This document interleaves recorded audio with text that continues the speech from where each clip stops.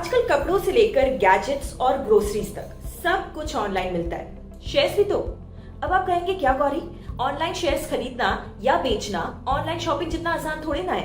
Actually it is. इस video में हम यही जानेंगे ताकि आप पूरी तरीके से तैयार हो जाएं अपना पहला स्टॉक खरीदने या फिर बेचने के लिए, ठीक उतने कॉन्फिडेंस के साथ जैसे आप ऑनलाइन शॉपिंग करते हैं। बट उससे पहले क्या आप मुझे ये बता सकते हैं कि आपने आज तक कोई शेयर खरीदा या बेचा है? कमेंट में हमें अपना आंसर बताइए ताकि हमें पता चल सके कि आपको किस तरीके की इन्फॉर्मेशन की जरूरत है। तो जैसे कि मैं कह रही थी कि आज की इस डिजिटल दुनिया में शेयर्स खरीदना या बेचना नॉर्मल ऑनलाइन शॉपिंग जैसे ही है।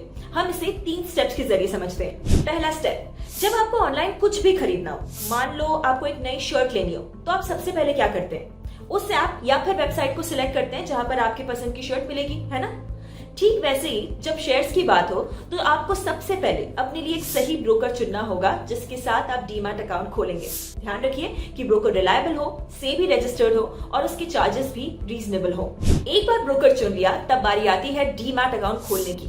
इसके लिए आपको अपने ब्रोकर को कुछ डॉक्यूमेंट्स प्रोवाइड करने होंगे, जैसे कि proof of identity, proof of address, proof of income and proof of bank account. Usually pan card और आधार कार्ड की रिक्वायरमेंट मस्ट होती है। प्रोसेस कंप्लीट होने के बाद आपका ब्रोकर आपको बताएगा कि अकाउंट ओपन हो चुका है। अब आता है दूसरा स्टेप। शर्ट को ऑनलाइन खरीदने के लिए बेस्ट प्लेटफॉर्म चुन लिया या ऐप चुन लिया, अकाउंट भी खोल लिया, पर ऑप्शंस तो हजारों हैं। कौन सी शर्ट लेनी है ये कैसे डिसाइड करें? मुझे जब ऐसा कंफ्यूजन होता है तब मैं तो फुल R&D करने बैठ जाती हूँ। ब्रांड कौन सा है ये देखती हूँ, कपड़े की क्वालिटी चेक करती हूँ, फिर भी समझ नहीं आता तो अपने फ्रेंड्स के साथ लिंक शेयर करके उनके व्यूज पूछती हूँ। एग्जैक्टली ऐसे ही सही रिसर्च शेयर्स खरीदने का सबसे क्रूशियल हिस्सा है। डीमैट अकाउंट खोलने के बाद आपको ये डिसाइड करना होता है कि शेयर्स कौन सा खरीदना है। आपको वो स्टॉक्स चुनने चाहिए जो कि फंडामेंटली स्ट्रांग हो। इसका मतलब समझते हैं। जब आप किसी स्टॉक में इन्वेस्ट करते हैं तो आप बेसिकली कंपनी के बिजनेस में इन्वेस्ट कर रहे होते हैं। इसलिए फंडामेंटल्स जैसे कि कंपनी की प्रॉफिटेबिलिटी, रेवेन्यू, एसेट्स, लायबिलिटीज और ग्रोथ पोटेंशियल चेक करना बहुत जरूरी है। इन फंडामेंटल्स के अलावा आपको कंपनी के वैल्यूएशन पर भी ध्यान देना होगा। इसके लिए आप कंपनी के प्राइस टू अर्निंग्स यानी कि PE रेशियो को यूज कर सकते हैं। कंपनी के PE को और कंपनीज या फिर इंडस्ट्री के साथ कंपेयर कीजिए। इससे आपको ये समझ में आ जाएगा कि स्टॉक अंडर वैल्यूड है या फिर ओवर वैल्यूड, या फिर क्या ये सही टाइम है स्टॉक में इन्वेस्ट करने के लिए। PE रेशियो के बारे में और जानना है, समझना है तो हमने अपने वीडियो की लिंक डिस्क्रिप्शन में दी है। इस वीडियो के तुरंत बाद उस वीडियो को देख लीजिए। ऐसा कितनी बार हुआ है जब आप ऐप तो खोलते हैं एक चीज खरीदने के लिए पर ले लेते हैं 10?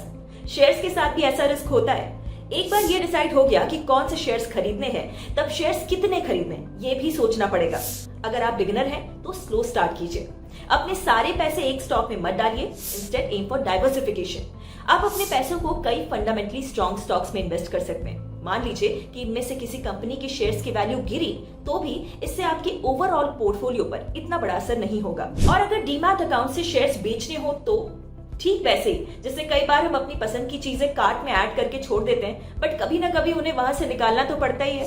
मोस्टली इन्वेस्टर्स किसी शेयर्स को तब बेचते हैं जब उस पर्टिकुलर शेयर को खरीदने के पीछे जो उनका एम होता है वो पूरा हो जाए या फिर उस स्टॉक की वैल्यू लंबे समय से गिर रही हो।